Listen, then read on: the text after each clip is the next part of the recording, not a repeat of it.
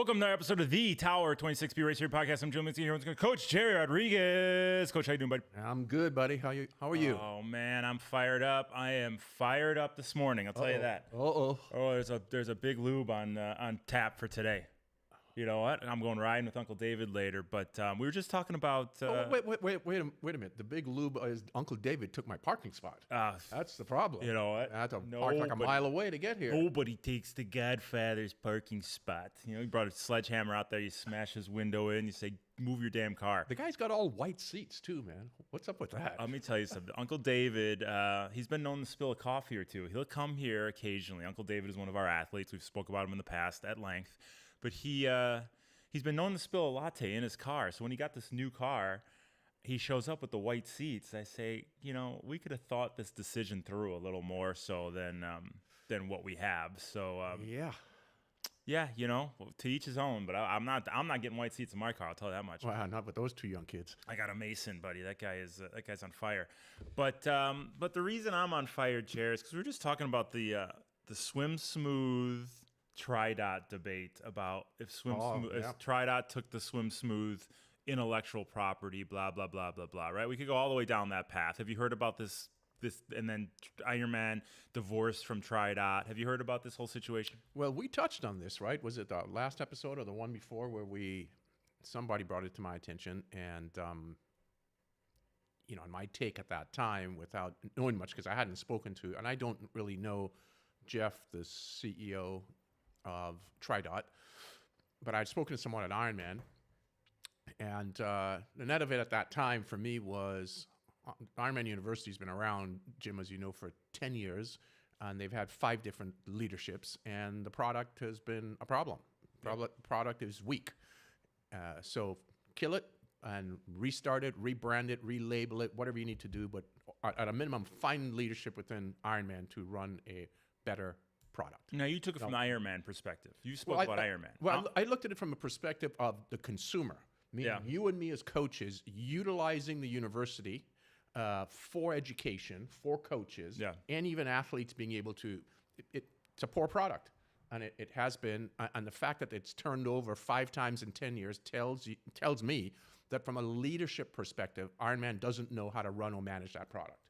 So now we get into the details of what you're telling me about. Well, now here's the thing. Like, okay, so they had TriDot, and then before that they had a company called Peakers. Correct. Right? And what's the common theme amongst these companies? AI, right? It's AI training programs.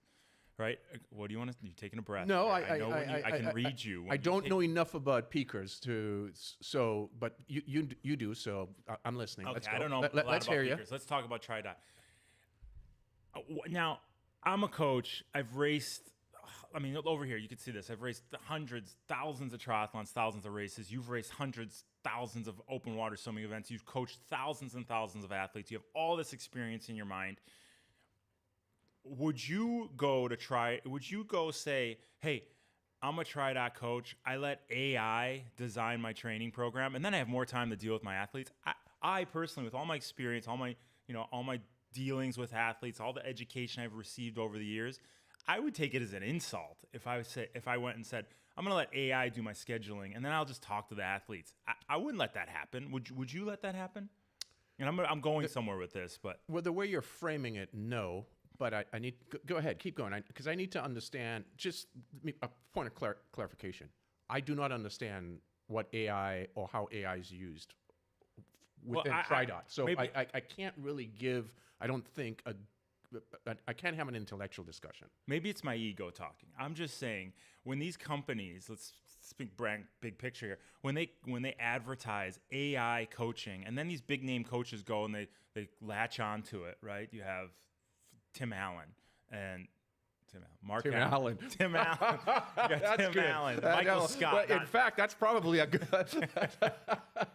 You got Mark Allen, Tim O'Donnell, and Miranda, and McKaylee Jones. All these guys that latched on to TriDot. I understand, green. There's probably a lot of green going their way to.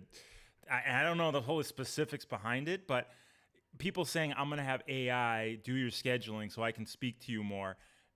That's the gist of it, right? Like you said, it's not a scientific discussion that we're having right here, but this is what we're told through advertising, through marketing. I'm not into it. I wouldn't want AI to take the reins and do the scheduling for my athletes. Is that my ego talking? Be honest with me. Don't be honest. From your perspective, it's your perspective. So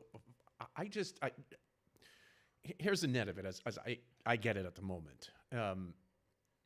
I've seen all these ads from TriDot on sign up for a free something. I forget what it is. A free few weeks of coaching. Yeah. And apparently that data that's received from those athletes is processed into their machines. And Jim, I don't even, I shouldn't even be talking about this because I don't even know what's done on their end. Here's the net of it. Yeah. The net of it is they had a contractual agreement with Ironman and somebody's not fulfilling the contract. And now we should just call up Jeff, which is the CEO, and find out how TriDot works so we can get into that specific portion. But the issue at hand is the Ironman relationship with TriDot and then a breach of contract, right? Yep. From somebody. Ironman's claiming TriDot breached the contract. TriDot's claiming Ironman breached the contract. And then you have this third party now coming in. You had me look at a video of Triathlon Network. Is that what it's called? Triathlon Global GTN. GTN. Global an interview that they did, which I thought was very well done, by the way. Interviewing an Ironman representative, was it? Or Paul Newsom, the Swim Smooth guy, and then going to Jeff, the CEO of TriDot, and then bringing in an attorney to talk about copyright infringement. So I thought they did a good a good analysis of what the situation is, but it didn't deal with whatever the problem is with Ironman. So I really don't know. Right. The net of it, Jim, let's boil this down to simplicity, which is where I always carry everything. It's 10 years. It's 5 different organizations or 5 different entities or 5 different leaderships at Ironman to run their Ironman University product. Yeah. And they've all failed. I mean, and fail is a strong word, but you get the idea. If you've had to change something 5 times, you have an internal problem, you don't know what you're doing. Yeah. Well, on the other side, you don't know what your product is. Where I'm getting at is coaching.tower26.com is what you work your tail off developing that. You're still doing all the programming for it. You're doing all the audio files. You're doing the video files. There's no easy solution to coaching, right? That's my take, right? If you want to say I'm going to go have AI do my scheduling, there's no easy way out. You can't just take the easy way out of coaching. If you really want to be vested in this career as you have done, and I'm using coaching.tower26.com as an example, and the care and the passion and the thought you've put into it and the gains the swimmers that are on that platform have made, it takes hard work, right? You're totally vested in the future of that because you're passionate about the present and what you're doing with each specific workout.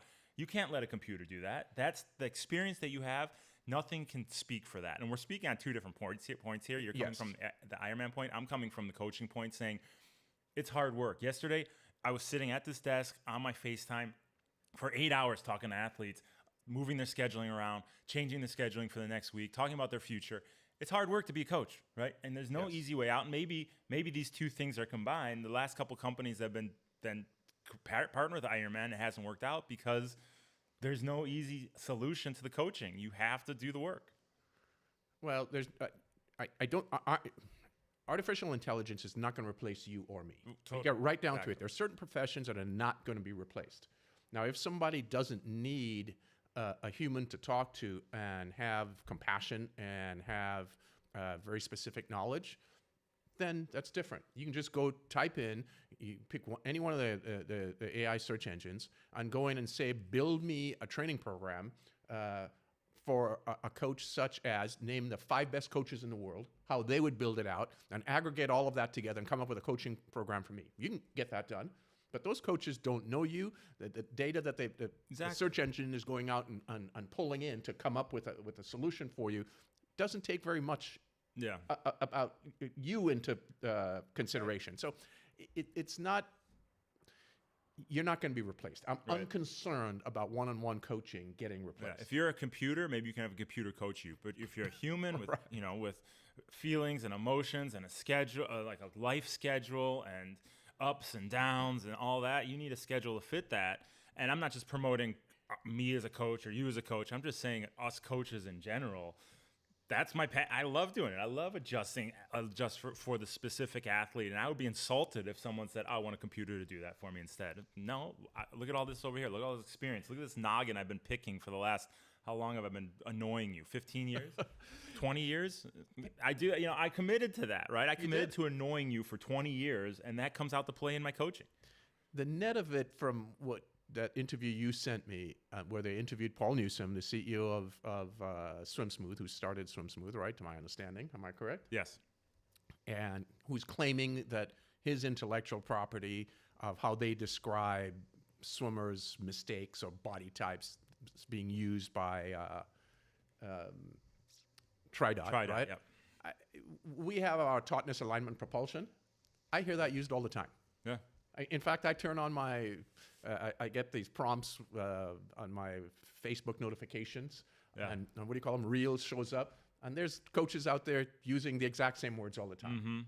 And I look at it. Maybe you won't see it. Maybe Gerry won't see that. Hey, you have your notification, tautness, alignment, propulsion every time. It's showing up. I see my workouts out there, and folks can go, well, how do you feel about this? And my answer is the same.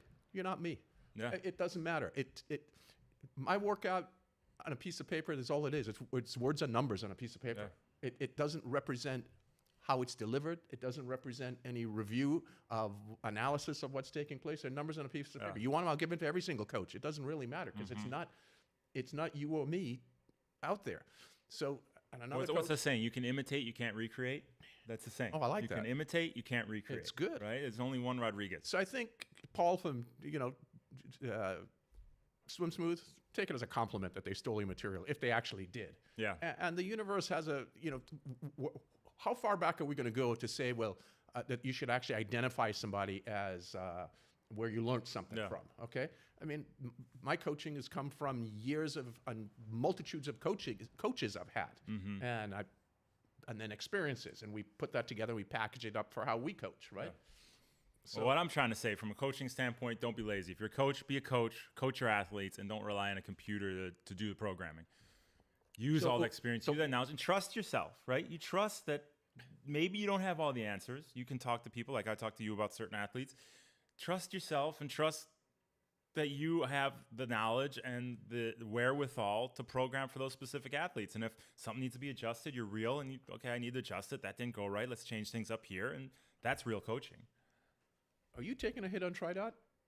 Yeah, of course I am. I don't want the easy way out. Yeah. Well, let's do this. Why don't we invite the CEO of TriDot on? Say that louder into the mic. Why don't we? Well, am I not close enough? Come see us here. Well, let's, because I'd love to learn more about their organization, and I listened to what he had to say, and there's a lot of validity in what he said about information in the marketplace being public domain. I mean, so. Let's learn more about how AI, from his perspective, is helping athletes. And we've had Newsome and helping coaches. So we have Newsome on. Sure, Paul came and visited. We did a podcast with them. Studio. That was before video.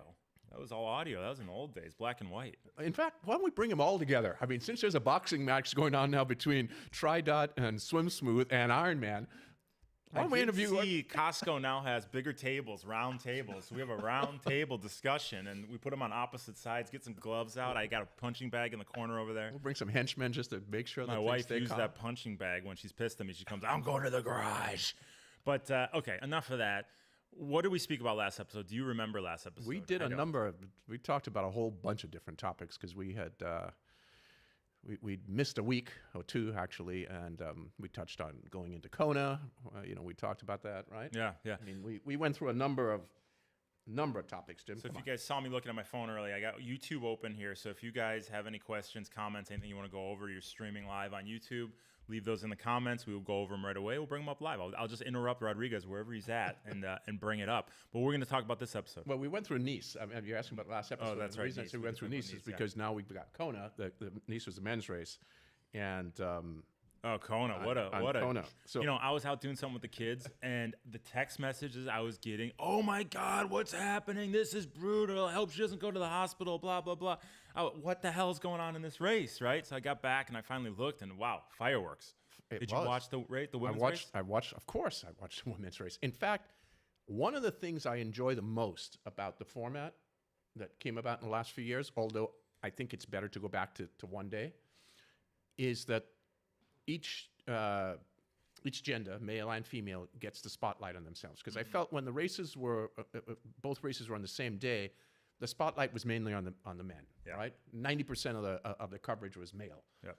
If you going back to 2 days starting next year, I'm going back to 1 day starting next year, right? I hope they have dual cameras to follow. So the race is at the same time, but we should, in presenting the race to us as the consumer, the viewers, like to see separate coverage for the men, separate coverage for the women. So there's some form of equality in coverage of the women. Well, that's an right? interesting point because it was good to watch the race. Do you think, this is what I'm thinking, I was just talking to Connor Evans, our guy out on the East Coast, about this. We were talking about the whole, Taylor situation, how 2 miles from the finish, she pulled over, sat down, and, couldn't finish the race. And, where was her head at during that?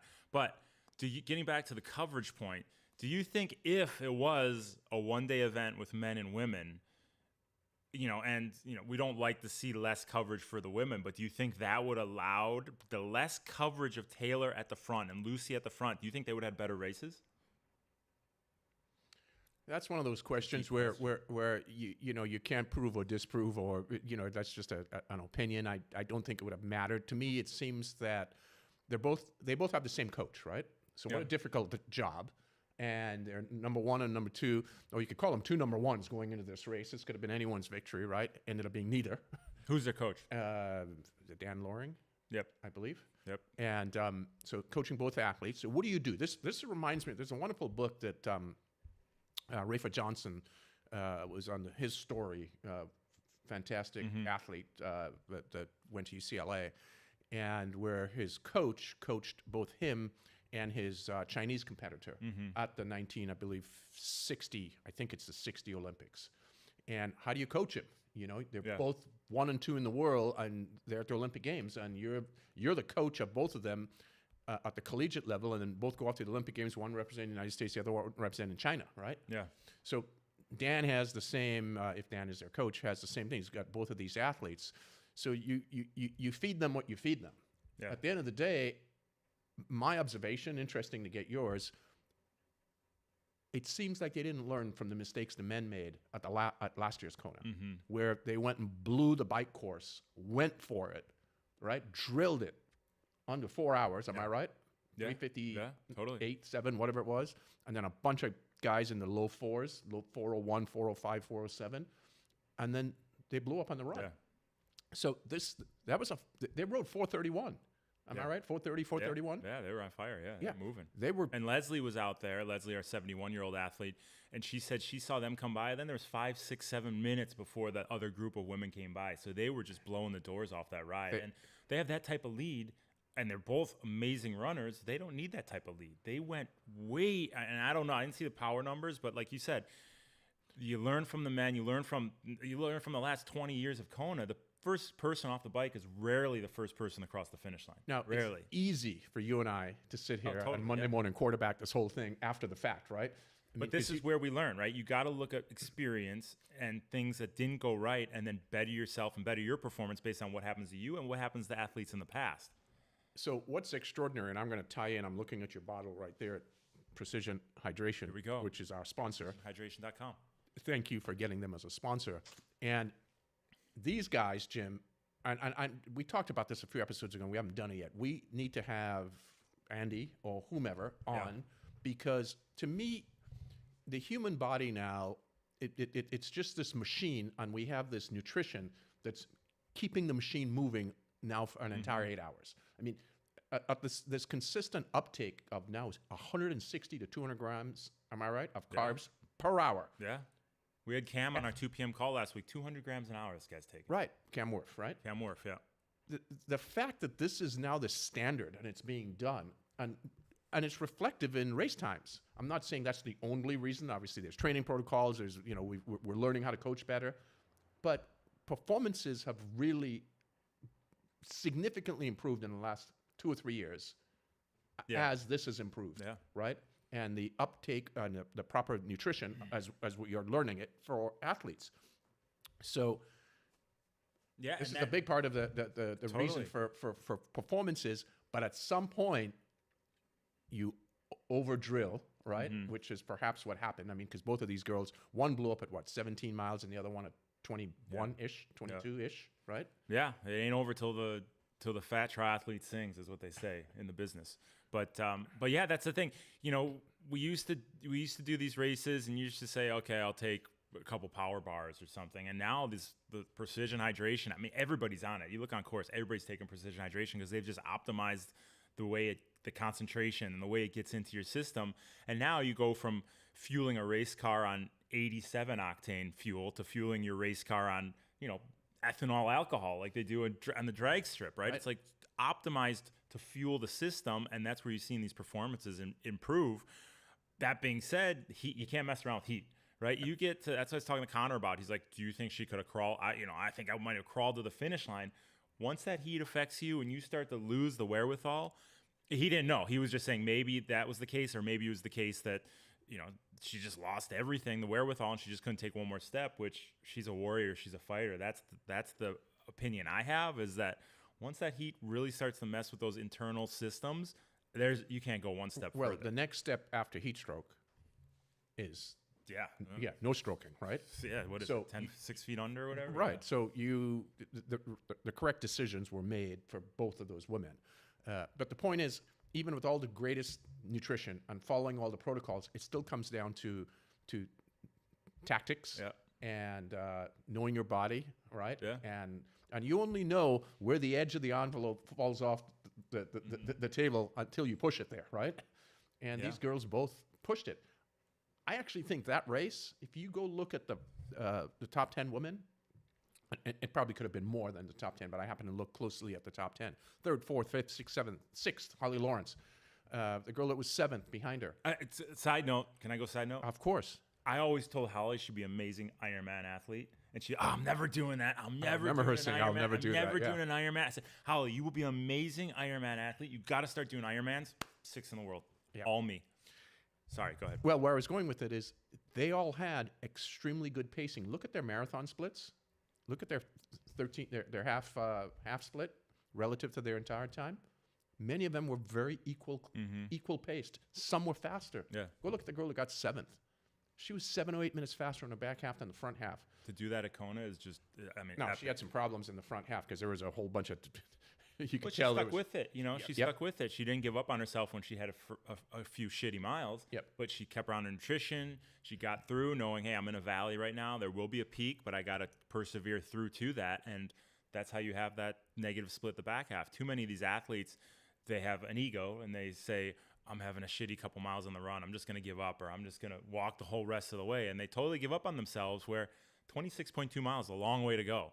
And maybe you'll have a few poor miles, but you stay on your nutrition, you keep moving forward, and, you know, it could come around like it happened to her in 7th place. Who won that race between Taylor Knibb, right? Yeah. And Lucy Charles? The winner is Kona. Kona, exactly. Right? It's the lava fields that won that race, and it's learning to, as Mark Allen and Dave Scott will tell you, it's learning. Tim Allen? Sorry, Tim Allen. Tim Allen and Michael Scott?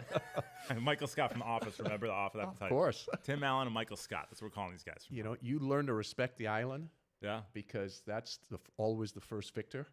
And when you learn to manage and respect it, then you can race the course well. Yep. And that heat, that swim was tough, as you know. There was some good chop out. And then you get out on that bike course, and then you get into that hot day. It got the better of those two women. And you know how hard they prepared and trained and all the emotional commitment and everything. And they're going to overcome it and come back next year and be better. Yep. And it is an energy suck vortex on Kona like nothing I've ever experienced. I might bonk there more times going out just for regular rides. Right. I can barely pedal back just because it just sucks everything you have out of you. And, you know, I'm sure they respected it, but now they'll respect it even more. And if you're going to Kona, hopefully you don't have an AI guy coaching you, because you have somebody who has, you know, emotions and can give you some good guidance. Our girls, we had Jacqueline out there, Megan out there, Ann was out there. And, you know, not saying they won their age group. We had Joy. We had a bunch of women. Well, not saying they won their age groups, but they went out there and they executed patient, consistent racing. Oh, yeah. Miss J had a good marathon. Great marathon. She even split, was about a minute slower in the back half. All of them did because they had Ann was terrific. Real coach giving them a heads up as to how to go out and we have all the answers, Jared, just so you know. Because we're podcast hosts, we have all the answers. But no, I warned them over and over and over and said, okay, stick to your pacing. I don't care what anybody else is doing. Stick to your nutrition. I don't care what anyone else is doing. You're going to race your race. You're going to race within your ability levels, and all of them had successful finishes. Well, congrats. You did a good Well, job. it's not me. It's them. They were mindful. They didn't let their ego talk, and they ended up they crossed the finish line smiling, which is a big thing. It's one of the reasons I believe that Kona should be the destination for the World Championships and not have a split event. It is the Indianapolis 500 is in Indianapolis for a reason. Okay, Yeah. The Tour de France does stay within the Pyrenees, and we don't move. You don't move the New York Stock Exchange to North Dakota. Well, yeah. And that's Kona, and part of the argument is, well, there's some people who don't do well in heat, so it's good to have it elsewhere. Well, too bad. Yeah. Learn to do well in heat. Got it. Learn to train and adapt the best you could. Exactly. You don't move Everest Mountain because it's in the cold. Yeah, kids are getting Fs. They're getting 50% on their test. What do? Drop the F standard to 40%? Well, this is a different discussion. But well, wait a minute. I heard you talk about people were asking for what race was it last week or 2 weeks ago that they wanted the time standard for the bike to be easier because it was a very hilly course. It was some half Ironman race. I don't know. It was the Marbella, Spain World Championship. Okay, 70.3 World Championship. They wanted the bike cut to be made slower, right? Because of how much there was, like 8,000 feet of climbing. Yeah, it was a lot for 56 miles. Well, yeah.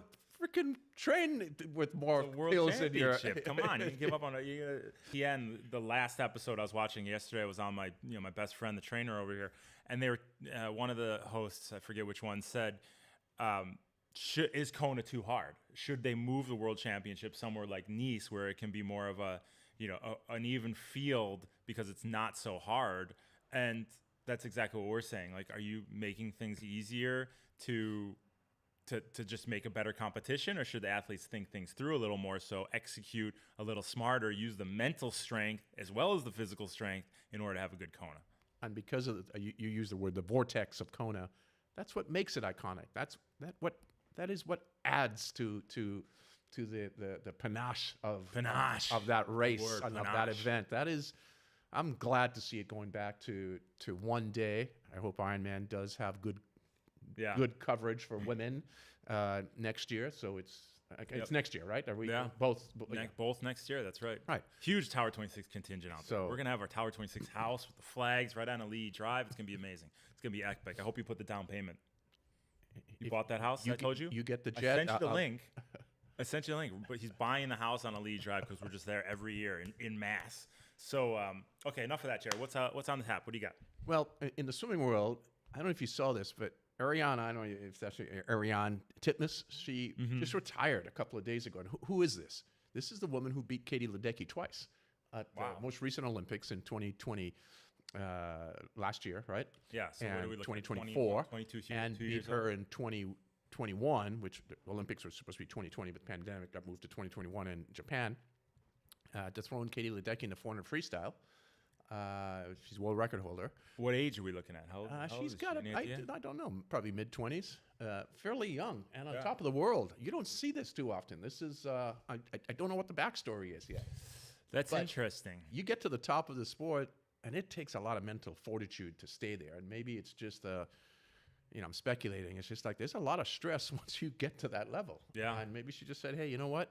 I've been there, done that. I don't need to hang around any longer. Yeah. And if that's the reason, hats off to her, because very few can get to the top and know how to quit at the right time and not do a comeback. Yeah. How many athletes do a comeback and actually have a legitimate comeback where Yeah. they're actually able to resurface and be great again? Michael Jordan. I think Michael Jordan. Name that's another it. one. That's it. I think Michael Jordan, the one, the only. Which I was talking to these kids, this ice hockey team, on a different note the other day, and I brought up Michael Jordan, Wayne Gretzky. These guys weren't even born when these guys were playing. These kids, 18, 20-year-old kids, I brought them up. They'd look at me like I have three eyes. They don't know Jordan. They don't know Gretzky. Which is crazy, huh? But like you said, so many hours in the pool. I mean, a swimmer competing at this level with these type of results, how many hours do you think she's swimming in the pool a week? Well, at her, it's a Level. minimum of 16. 16 hours Probably in the pool 20. a week. Strength, nutrition. There's no time for anything else. She's a young woman, probably hasn't lived any life. I would go down the path of being burnt out unless there's some injury that's just plaguing her. But Right. her mind is probably saying, yeah, I need to do something else. Who knows? Maybe she'll come back in a few years and say, I'm going to give it another go. But there's a good chance after all that swimming, if your passion isn't there and it's just something that doesn't light that fire, how do you get in the pool 16 hours a week plus all the other stuff? You know how you do it? You ask Katie Ledecky, who's been doing it, which is where I'm going with this, is from 2016 Olympics, 2020 Olympics, 2024 Olympics, and she's going again for 2028. But he can commit like that to the process. Well, it does require exactly that, and you have an imbalanced life. So yeah. So we'll see. I don't know. Maybe more news will come out, but that's interesting. Interesting to see. Yeah. I bet you Katie Ledecky's like, yes, 4 more years. No one's gonna beat me again. 4 more years. But you had some videos queued up of our swimmers. Did you want to bring those up and see if we want to talk about those? Because it's pretty interesting, and I think there's a lot to be learned from you guys that are tuning in on YouTube. And if you're on the audio version on our podcast right now, remember we'll upload this onto our Tower 26 YouTube channel, and you could check out the swimmers. I will paint the picture with my buttery tones as Coach goes through these swimmers. But these are our swimmers that we have swim for us pretty much daily throughout the week, and I think there's some good stuff that we're going to go over ready here. for you. Let's go. Let me move the camera over to your iPad. Hopefully you closed all those suspect links on there. But okay. So I think the first swimmer you have here is going to be Linda, right? Linda swam with us for a long time. Is this Linda or Gina? This is Linda. There you go. Linda's this 5 foot nothing, open water expert, if you will. Very experienced open water swimmer. She swims swimming all over the world. Travels the world open water swimming. And what are we seeing here, Coach, from Linda? You tell me. Higher cadence, corky, at the surface, right? I mean, she has great alignment. She's great head position. There's no movement in that head. I think she's looking up to look at the wall where she's turning there, but her head's very still. For how tiny she is, I think she has head, butt cheeks, heels, all at the surface. If we look in our 3 check-in points, I think she's hitting them all pretty much on the spot, right? Good tautness. I enjoyed watching good her alignment this morning. Let's put her here at half speed. We don't have an underwater video here of what's going on underwater, but it looks like she has a high elbow. Good. So I think it's a good swim stroke. Maybe she could get a little more purchase on the water, under the water, take a few less strokes, but she's so tiny, maybe that's just one of her limiters there. So she's got good cadence. She was at 22 to 23 strokes a length this morning, which for Linda is within her realm. Now let's take a quick look at a comparative look at Gina, all right? And let's get a real time. So here's Gina. This is another swimmer. She's coming at the camera, right? And this is interesting because we just spoke about this on the 2 p.m. call last week. A lot of side-to-side movement here, Jer.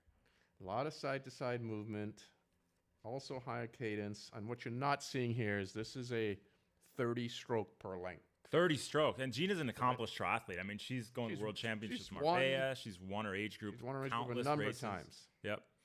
So Dr. Demento is on her feet there, too. That's right. Dr. Dana, a.k.a. Dr. Demento, is right there making the turn, a little too close.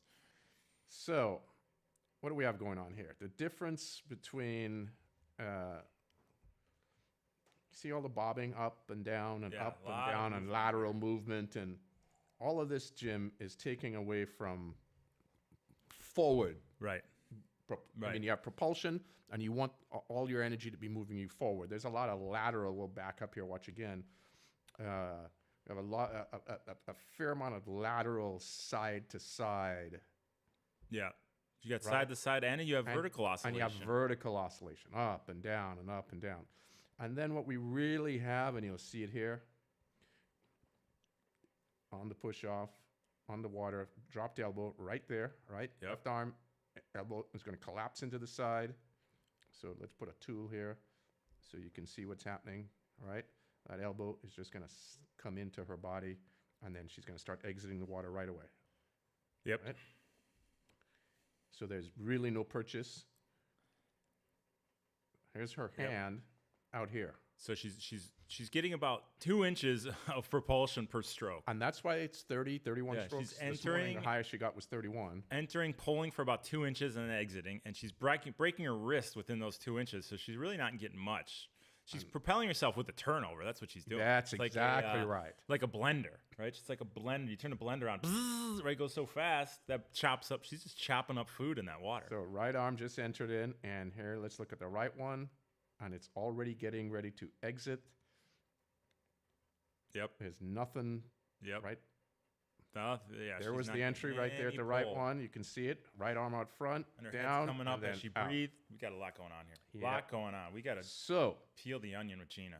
I had to stop, have a chat with Gina, and then what do we do, Jim? Did you make her cry? We got no. you make her cry? I don't make people Come cry. on. You got to make them cry, Jerry. That's an AI doesn't make them cry. Jerry makes them cry. Come on. And then, so what do we do?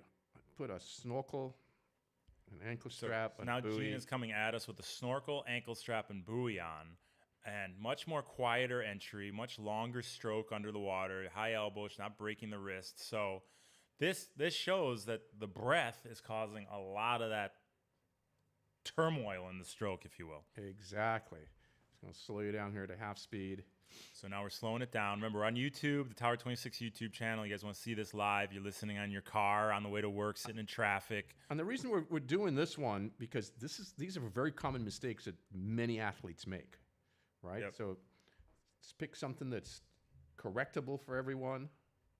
And now as we get in close, you'll see here's the right hand just entered, right? Right arm yeah. in, There you slides across, right? Mm-hmm. Crossways as opposed to going straight forward. And then it's going to go outward, outward, outward. Right hand on the water, outward, Lot of outward. And then she out. finally creates some purchase here, right? Right. So this is what's causing the side to side movement, right? Right. And then at the beginning of her stroke, because of high cadence, she presses down immediately at the beginning, and that's what causes the bouncing. So we got her to slow everything down, 19 strokes a length. There you pulling, go. Then took the pulling gear off, and we can go back to us. And then took the pulling gear off, and then got into the last, the last portion of the workout, where she was able to maintain, I believe, Right. 22 to 25 strokes a length. Now, what do all these numbers mean, and why are we even talking about them? There's a point within the swim stroke where you become completely inefficiency. Cadence is important, as you know, right? Yeah. It's just like in running. Yeah. Foot speed's important, but if you have foot speed, but your foot length is only one foot's just being in front of the other, it doesn't really matter how fast you're going. You have no length. You're not Running in place, You're yeah. running in place, right? You may as well be on the treadmill at home.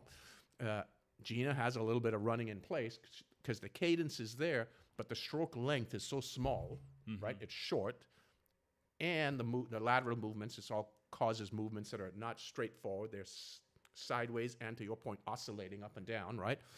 So directional force is improper, right? And once you start getting up into these numbers of 28, 29, 30, 31 was our highest this morning, it's highly inefficient. So you're best to stop the training, because no matter how much training you do, you're not going to get any faster. Yeah. So now you have to make technical improvements. Yep. So get the technique nailed down, get the efficiency improved, and then we can come back and lay training load again. Yep. And Gina, and rightfully so, well, Coach, I got a race in 3 weeks. Okay, this is a 2-year plan. Well, Okay. a lot of these triathletes, right? They think, okay, I move my legs faster, I run faster. I move my legs faster on the bike, I ride faster. It's not the case with the swim. So previously mentioned Connor. Can I use an example? Of course. So Connor, his wife, Randy, we spoke about them in the past. We actually used her as an example on here a few episodes ago. She was a college swimmer. She swims her easy 100s, 110 per 100 yards, right? Just floats on the water. We spoke about her because her kick, right? Oh, Her kick yeah, she timing's was perfect. a sort of more compact athlete. Yeah, Yep. yeah, Yep. very, very dedicated, strong athlete. But her college coaches had ragged on her because she had no kick, and we said the kick's great, perfect timing of the kick. So that's just a little backstory. But I was talking to Connor a couple weeks ago, and I said, "Bro, you got to learn to swim slow, learn to swim easy."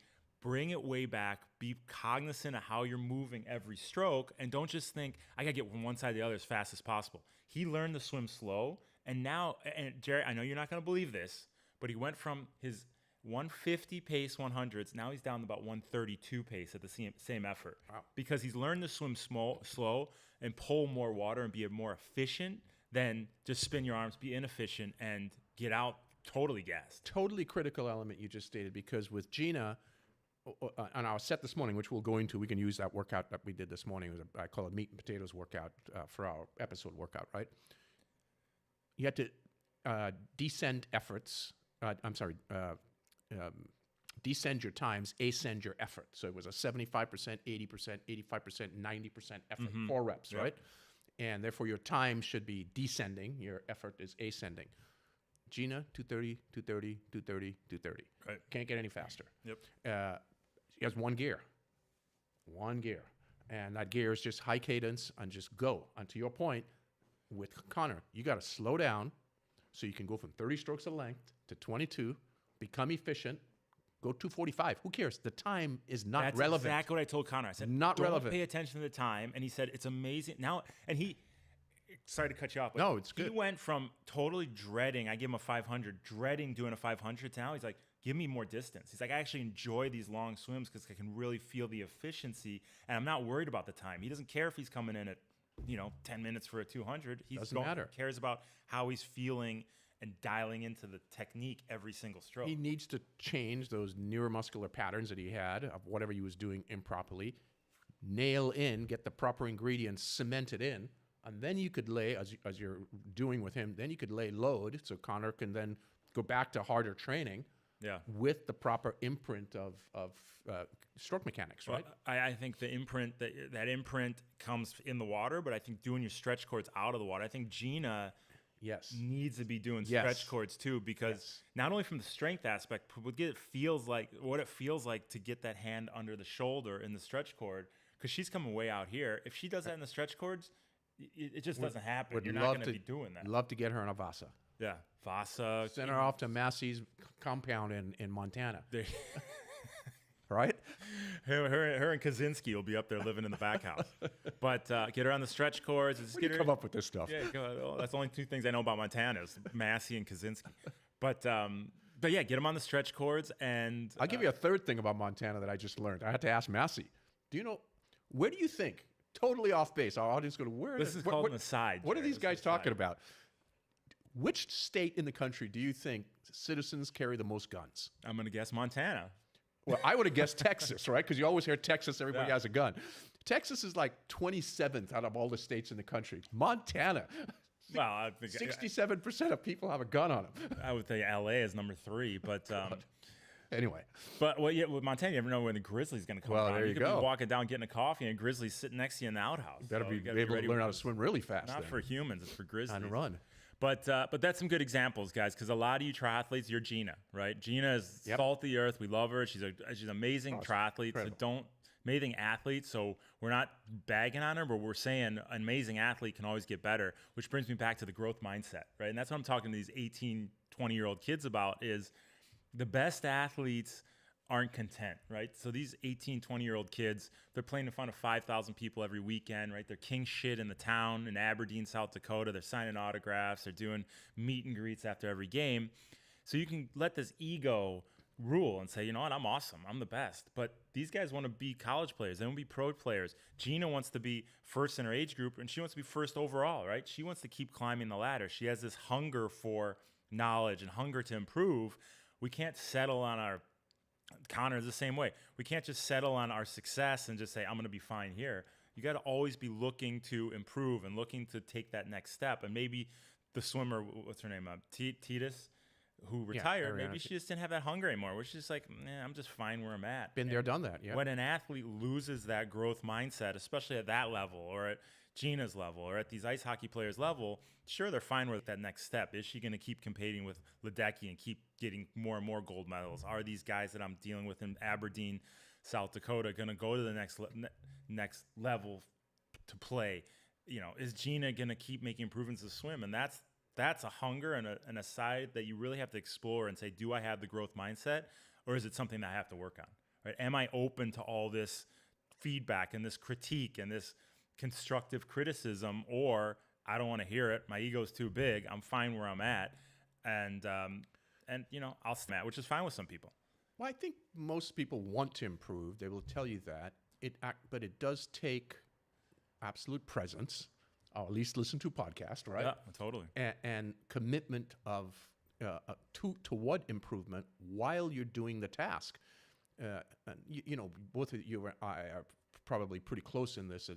We only have so much time because you've got 2 kids, you know, a demanding job. So you need to optimize your time when you're training. Yeah. So therefore, make every minute count. Yep. And be fully present, which in this case, Gina and others need to do in their sessions, so you can optimize and get the most return. Yeah. I mean, it's a ROI of time. Yeah, totally. All right. So that being said, do we want to get to the workout of the episode? Workout of the episode, Jer? What do you think? We got a couple of good races coming up this weekend, by the way. It's the final of the T100 series and also the World Championship series in Mooloolaba. Yeah. Is that how you say it? Mooloolaba? However you say it. You're the host. But we also have Ironman California, which have a bunch of Tower 26 athletes racing. And if you guys check out the race, check it out. It's on the Tower 26 YouTube page. It's on my YouTube page. It's on, you know, it's anywhere you can find it. It's on Facebook. It's on Instagram. So check out that pre-race talk. I think I did a good job with it, if I may say so myself. So the Ironman California pre-race talk is on all those YouTube outlets, so you can check that out. But so what's going on? What's up with the workout of the episode today, Jay? Well, let's just do, today was a meat and potatoes, right? There was nothing, you know, no real, it's not one of these workouts with a ton of ingredients in it, right? Yeah. So look at the top of the workout, as always. What do we start off with up here? Audio file, baby. Well, audio file, but let me go back to the full thing. What is the very first thing here?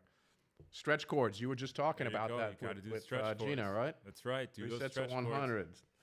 You know, And there's the video. McBride, when they were at the front of the race for all those years of the swim, making those huge swim gains, Rach McBride. Here, as you can see, we did 2 warm-up. Actually, let's talk a little bit, Jim, about the second warm-up set. Pretty simple, you know, decreasing distance, 8, 7, 6, 5, 4, 3, 2, 1 in lengths. If you're in a 25-yard or 25-meter pool, it's a 200 or 175, 150, 125, going all the way down to 25. Pretty simple set. Just count down. There's a break. Or 200, take a break, 175, take a break, 150, take a break, and so on. As you come down in distance, 2 things were happening. We were increasing effort slightly because we're warming up, right? So you're just sort of progressing effort as you're warming up. But we had fins on, and the first 50 was always butterfly kick on your back. Why? Good body tautness, teaching you how to streamline and hold your proper body position, and core work. Yeah. There's nothing like doing butterfly kick on your back. Oh, on your back, by the brutal. way. Yeah. On your back. Incredible core work.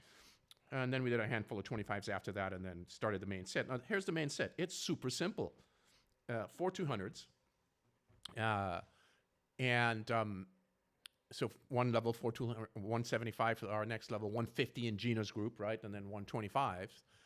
Simple. We had 30 to 45 seconds rest, and this was it's all adjusted based on their level. Based on your level, So right. Something that takes about 2.5 minutes to do, ish. So right? level 1 is not doing the same distance as level 4. Exactly. So it's tailored. It's AI tailored to it's GR tailored. GR tailored. To your speed, your ability, and So you increase effort from 75% to 80% to 85% to your upper aerobic capacity, 90%-ish of effort, right? So therefore, your time should come down. I had to tease Alan Barrow this morning because Alan was swimming. The second one, he went 2:30. The third one, he went 2:30. And then the fourth one, he went slower. He went slower. He went slower. Whoa, geez. So I had to tell him, now Alan's a big name in the investment business, as you know. I had to tell Alan, I said, Alan, when bond prices go up, which means when effort goes up, times come down. So in his world, when bond prices go up, the yield comes down. Oh yeah, I get it. There you go. Able to speak to him in his terms. In his term. So meaning the yield, the returns as they come, they go down as your effort goes up. So your times, your yield, your performance is faster. Gina, AI ain't going to do that, Jared. They're not going to relate to Alan Barrow like that. But I got Alan to relate to it. That's all that matters. Gina, who was 230, we have to get her to really slow down. And this is why, look at this, Jim, on the left side there. You see that where it says 2x? 2 times. Do you know why we do this? Because sometimes, as you know, what happens? You shit the bed. You shit the bed. You shit the bed. That's what we call it. So we give them a second opportunity to get it right. And which was, Gina, go slower, go easier, less strokes per length, right? Yep. So we did that, did a little pulling recovery, and then we give him one more chance to get it done right. 200s. Get it done right at the From end. past experience. I love it. Never got to the last part of this workout because we were compressed on time, but this had some deck ups in it. But finish up with that. Yeah, that builds the durability, doing those deck ups Yeah. at the end, right? You get all that fatigue that you built up over the first 3 quarters of the workout. You hit those 800, straight 800 with deck ups at the end and a run. That's how you're building that staying ability, that ability to push in the end of the swim, whether it's an Olympic, Ironman, half Ironman, open water swim race. You layer on top of that intensity, on top of all that fatigue. That's where you're really making those durability gains. So don't skip that. And to your point, this is, we still have athletes racing, a few races left in the season, so we do have to have some specificity for their racing demand. So this was put in here. But the rest of this, these 200s in this case, or the main set, this is meat and potatoes, right? Yeah. There's not a whole lot of bells and whistles in this. Well, you also get lost. If you're doing this right, you get lost in the process too. You say, oh my God, that's a lot of 200. That's a ton of swimming. But if you're really executing those effort levels as you've laid out, it actually goes by fast and you enjoy it. Oh, I'm back to easy again. Now I'm just going to relax. And then I'm going to go a little harder. And I'm going to turn up a little harder. And it's like, you got to be present and focus on that process. And before you know it, you're on the 800 deck ups and you're done with the swim. And I got my form goggle here, as I bring all the time.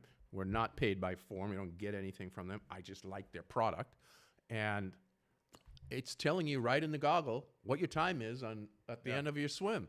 Or if you wanted to, you can pre-program it to give you your splits I have mine set every 25. Mm-hmm. So every 25, I see what time I do on each 25, which is sort of fun for me because I'm able to tell which pools have positive and negative flow. Oh, yeah. Because some pools have the jets that, in the yeah. right direction, you're going about a second or whatever faster. faster. Is the worst, man. I go one way. I'm 15 seconds for a 25. I go the other way. I'm 22. What the hell is going on with the freaking pool? I take the goggles. I throw them off, and then I have to go get them out of the pool.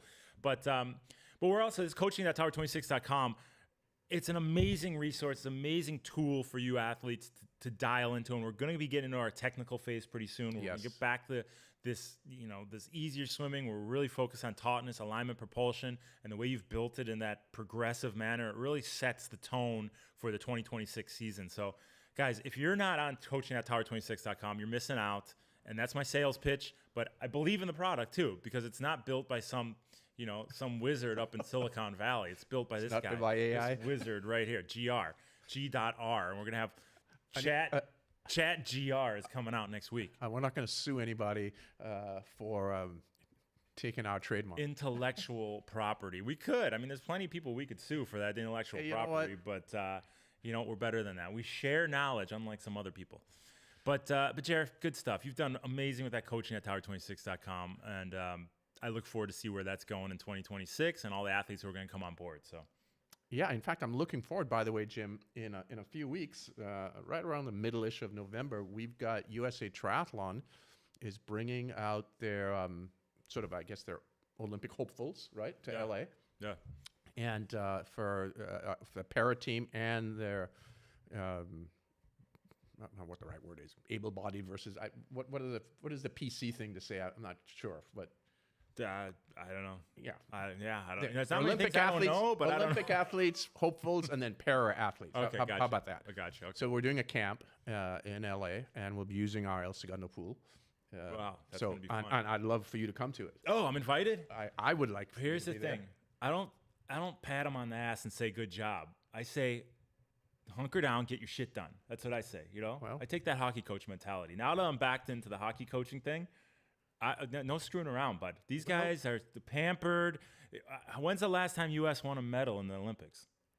In what sport? Triathlon. In triathlon? I don't know. At the individual level? I don't know because I don't know. Gwen Jorgensen. 2016, yeah. Was that what it was last time? That's the one and only gold medal we have. So what's wrong with this? I think they need a little tough love, and I'm ready to give it, Chair. All right. You see that paddle over there, over your right shoulder? Bringing that thing out. They don't swim the way or bike or run. I don't care how many coaches are on deck. If they're specific coaches here, they're getting some Lubinsky love is what they're going to get. Bring them on. And on the theme of the episode, it ain't AI. It's KA, kicking ass, baby. Well, I'm going to look forward to having you there in the I'm middle honored. of November I'm at our hotel, and then over to the El Segundo pool. We are going to be crushing it, and bringing home gold medals in 2028 at Los Angeles Olympics. Guaranteed, right? You're guaranteeing that? U.S. gold medals at the 2028. Follow the course and mint the gold. That's it, baby. All right, what are we going to talk about next episode? Well, we'll start it with what you should be doing in the off season, and what does an off season look like, as opposed to turn it off completely. Yeah, and O'Driscoll's on me to do an off-season talk about what the kind of things that we're going to look at. So maybe just integrate that into this podcast, and we can just send it out. And I don't have to do 2 different talks. There you go. Okay, there we go. All right, guys, always fun. Remember, keep those videos coming in. GERY at tower26.com. One more thing. A sincere thank you to O'Driscoll he's the one who got Cam Worf to come on that call. And by the way, that talk that Cam gave, and this was just at a Tower 26 group call. Yeah. I found to be the best I have heard of Cam. You did a great job at interviewing him. Yeah. And it was 30 minutes of unfiltered Cam with fantastic education. Yeah, I thought so too. I've been Thank sending you to that. O'Driscoll for that. I've been sending that to all of our athletes, and I just think it's really, really educational stuff from a big perspective and then an individual perspective. Yep. So, and he was second place at Ironman Chattanooga. He didn't have the performance he wanted in Kona, but in Nice, but he still had a solid performance. He won't tell you that. But for 42 years old, the guy's rocking and rolling, and we got a lot of good info out of that. So thanks to him for joining. This is always fun, Jer. Thanks for making this happen. Yep, thank you. We will see you in a couple weeks on the next one. Until then, GERY at tower26.com. Keep those comments coming in. Keep those videos coming in. And if you want to talk to me, I don't want to talk to you. So thanks a lot, Jer. For Gerry Rodriguez, Jim Binsky, the Tower 26 Be Race Ready podcast.